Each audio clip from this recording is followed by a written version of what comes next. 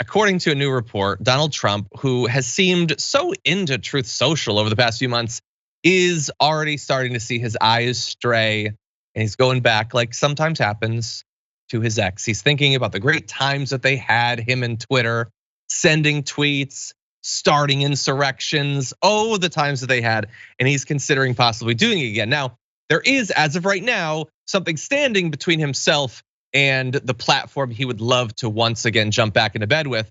Since late last year, former President Trump has informed several people that he doesn't want to re-up an exclusivity agreement that he has with Truth Social.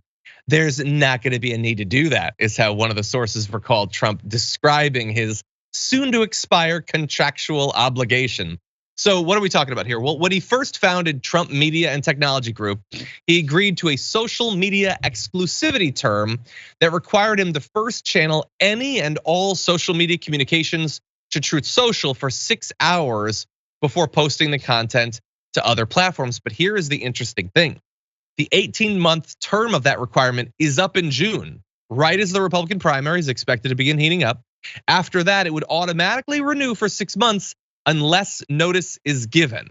In the event that it expires, he would still be required to post contemporaneously on Truth Social. That's fine, he'll have an intern repost his tweets on Truth Social. But he's got a couple of months before he needs to give that notice. And honestly, I don't think he wants to wait that long. I think he wants to be back on Twitter before Ron DeSantis can spool up his presidential campaign. So I think he definitely is not going to continue the exclusivity wise. I think there's a good chance that he might violate it before it's actually up. But what do you think? This is kind of easy to me because I've actually gone through this before in my life. And it happened when Instagram stole the stories idea from Snapchat.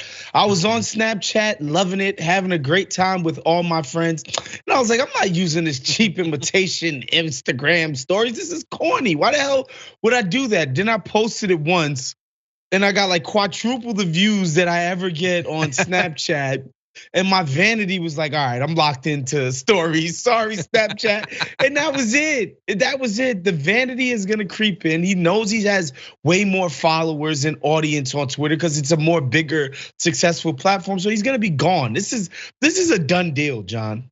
Yeah.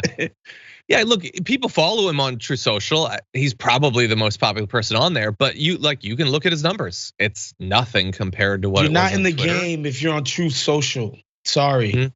100%, and he's got, so he doesn't get the reach that he wants. He does get lots of people fawning on him, but those memes that they send are so low effort. He doesn't want him like with like a bad MS Paint shop image of him and an eagle or something. He wants people to be editing him into like Thanos videos, and that's what he used to have on Twitter. And I bet he fantasizes about coming back all the time. He doesn't want to come back too soon to Elon Musk allowing him because he doesn't want to make it seem like it was Elon Musk's thing. He wants to be the guy that brings him back. So I think maybe like 1 month from now, depending on what Ron DeSantis does, how that shakes out, I think he's gonna be ready to give it another go. Anyway, we'll see. We'll see. Any final thoughts? No, I'm just saying I look forward to it. I think Donald Trump's Twitter was the gift that kept on giving for a decade. It was just unstoppable. Yeah. As long as he doesn't inspire another insurrection. Yeah, that'll be nice. But my goodness.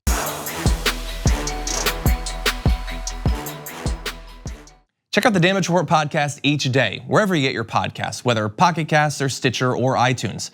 You can join me as I give you the news and stories you want, with a range of co-hosts and interview guests jumping in on the fun each day. Again, that's the Damage Report, wherever you get your podcasts. And if you get them at iTunes, don't forget to rate and review. Sometimes I'll read them live on the show.